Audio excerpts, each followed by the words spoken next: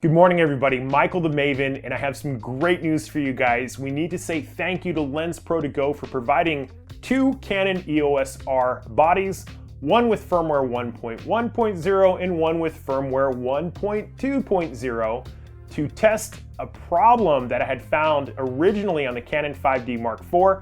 But before we get into all that, if you guys need a camera on short notice and you need it fast and only for a few days, give LensPro2Go a shot.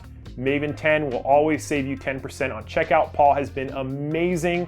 They got the cameras to me super fast.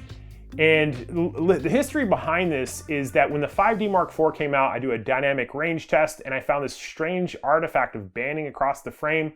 I've been making noise about that since I first saw it back in 2016. And when the Canon EOS R came out, I saw the same banding issue because the sensors are similar. I tested it and I'm like, hey, this is a real issue. I posted my results. I think there was some confusion about what this artifact is. It's not fixed noise. This is something that we see in the highlights. It doesn't even have to be overexposed, but these highlights, when you lift the shadows, it creates this color streaking across the entire frame. And because of that, I didn't feel like I could use the 5D Mark IV or the EOS R in serious landscape work because I love to take lots of landscape pictures, including the sun, and I was finding these artifacts. So I posted the video, we did a poll, about 3/4 confirmed that it was an issue. And many of you stayed in touch with me over social media that as you were communicating with Canon, Canon was saying that this type of shadow pushing exceeded the performance of the sensor, which is crazy to me. I've never heard a camera company say that. Long story short, some of you got back to me that the new firmware resolved this. So having received the two cameras from LensPro2Go, I repeated the test, and the camera with firmware 1.2.0 did not show the banding. The other one did. Now I know some of you are going to say, well, maybe it was just a bad sensor in firmware 1.1.0, and I was, okay, we can take it a step further. I took a picture of my iPhone with its light on, with the old firmware, updated it, repeated the shot, and lo and behold, the banding disappeared. So for me, this is a double confirmation.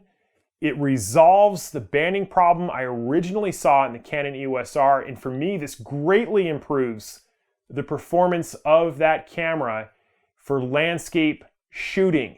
That firmware update also included continuous eye autofocus, which is also an improvement in my opinion. The single shot, when you get people moving at very wide apertures, you know, like 1.2, 1.4, it's going to pull them out of focus. And I wasn't really impressed with it. The new firmware update vastly improves it. And so if you own the EOS R, definitely upgrade it to 1.2.0 as soon as you can.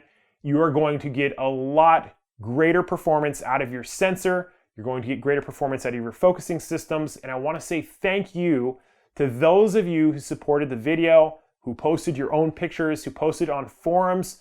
We were able to make enough noise to get a major camera company to address an issue that nobody else was talking about. So I want to say thank you guys so much.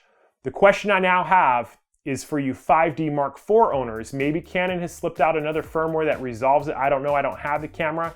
If you have a 5D Mark IV and you're no longer seeing the banding, let me know in the comments below. Thank you again to LensPro2Go for providing the cameras to confirm this test. It's great news for everybody. If you are struggling to learn your cameras, check out one of my free videos on YouTube. And when you're ready for the advanced course, I'd be thrilled to be your teacher. In any event, thank you guys so much for watching. Thank you for your support, and I will see you next time. Peace.